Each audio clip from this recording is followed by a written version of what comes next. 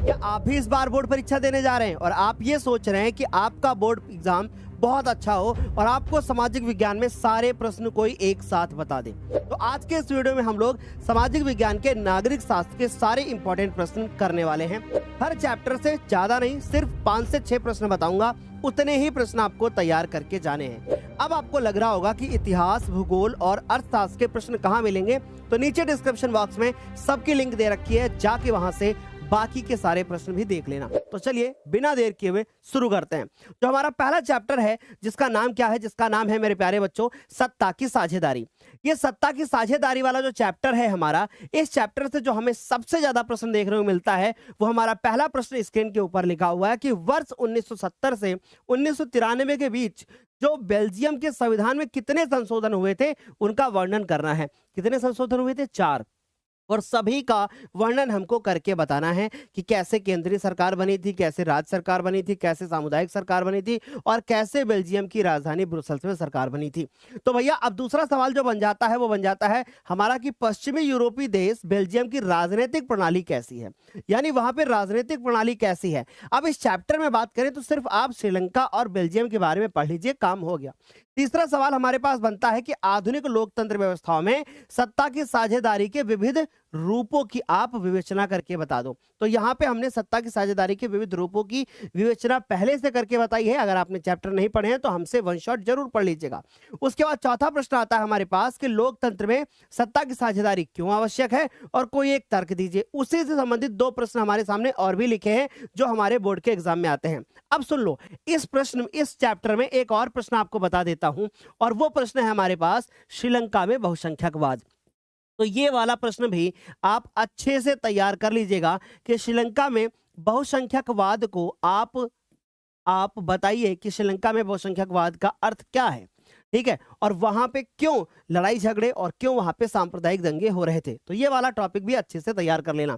आगे बढ़ते हैं। अगला हमसे पूछा जा सकता है कि जो हमारी संघीय शासन व्यवस्था होती है या जो संघीय व्यवस्था होती है बनाम एकात्मक शासन पर संक्षिप्त टिप्पणी लिख करके बता दो। यानी कि जहां पे संघीय शासन व्यवस्था होती है और जहां पे एकात्मक शासन होता है उनके बीच में क्या अंतर है, दोनों में टिप्पणी लिख करके बताना है। ये हमारे दूसरे चैप्टर के सवाल हैं।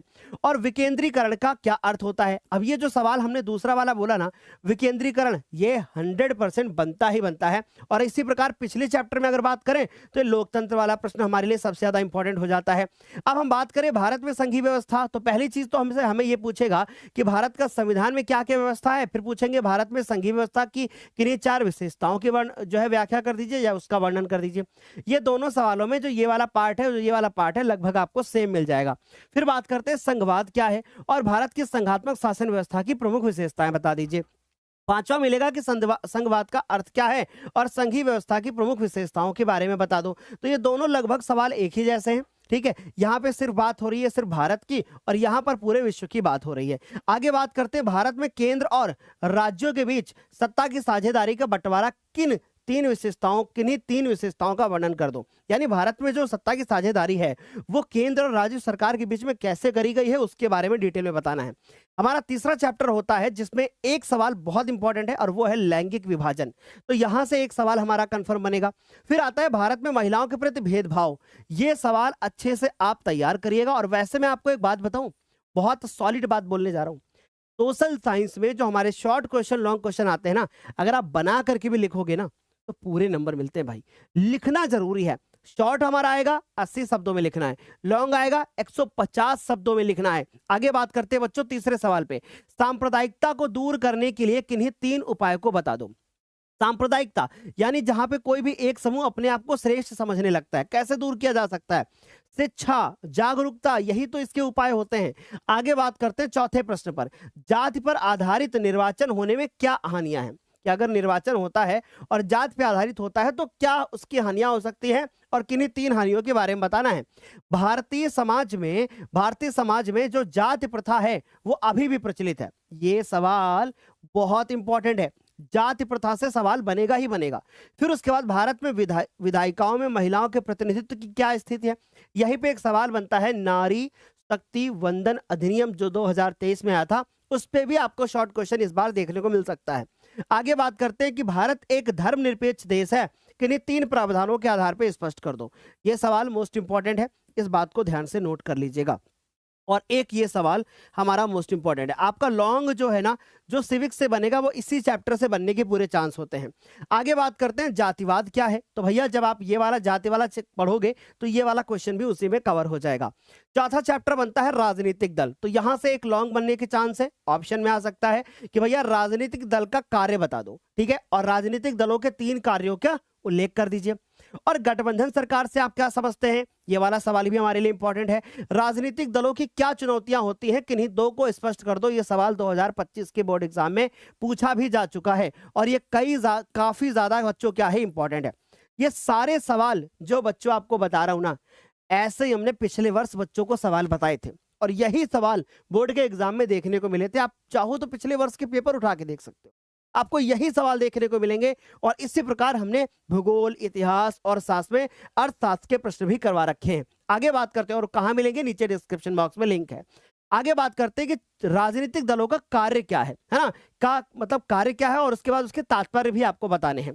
लोकतंत्र में राजनीतिक दलों की भूमिकाओं की विवेचना कर दो। ये वाला सवाल चौथा वाला भी हमारे लिए बड़ा ही इंपॉर्टेंट है। फिर उसके बाद आता है कि लोकतंत्र में राजनीतिक दलों की आवश्यकता क्यों पड़ी। ये सवाल 2025 के बोर्ड पेपर में पूछा जा चुका है। तो हमारे पास 5 ये सवाल हो जाते हैं। जो हमारे पास 5वां चैप्टर आता है बच्चों, वो क्या है, लोकतंत्र के परिणाम। इसमें पहला सवाल बनेगा कि भारतीय लोकतंत्र की सफलता की किन्हीं 3-4 आवश्यक दशाओं का वर्णन कर दो। ये सवाल लिख के देता हूं, इस बार बोर्ड के एग्जाम 2026 में आ सकता है, ठीक है, इस बात को नोट कर लीजिएगा।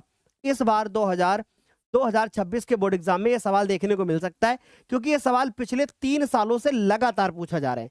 अब हमारे पास आता है कि लोकतंत्र से आप क्या समझते हैं और शासन की अन्य व्यवस्थाओं से यह किस प्रकार से बेहतर है। लोकतंत्र क्यों बेहतर है भाई, यहाँ पे सबको समान अधिकार मिलता है ना, यहाँ पे पारदर्शी शासन व्यवस्था होती है, वैध शासन होता है। तो ये सवाल भी हमारे लिए अति महत्वपूर्ण बन जाता है। ओके, तो अच्छे से तैयार कर लोगे इसको बढ़िया से। फिर उसके बाद आता है कि भारत में लोकतंत्र की किन्हीं 2 चुनौतियों का उल्लेख कर दीजिए कि भारत में लोकतंत्र है तो उसकी 2 चुनौतियां। पहली चीज, भारत में अलग अलग भाषा बोलने वाले लोग हैं, अलग अलग जाति वाले लोग हैं, ठीक, आगे देखो। फिर उसके बाद है लोकतंत्र उत्तरदायी, पारदर्शी और वैध शासन की व्यवस्था देता है। इस कथन के बारे में बता दो। बिल्कुल, ये सवाल भी इंपॉर्टेंट है। लोकतंत्र क्या करता है, वहां पे उत्तरदायी शासन होता है, पारदर्शी होता है, वैध शासन होता है, डिटेल में उसके बारे में लिखना है। और अगर आप चाहते हैं कि आपको इसी प्रकार से सिविक्स मतलब इसके सारे क्वेश्चंस करा दिए जाएं तो मैंने नीचे डिस्क्रिप्शन बॉक्स में लिंक रखी है, वहां से जाकर के इन सारे चैप्टर्स को डिटेल में आप कवर कर सकते हो।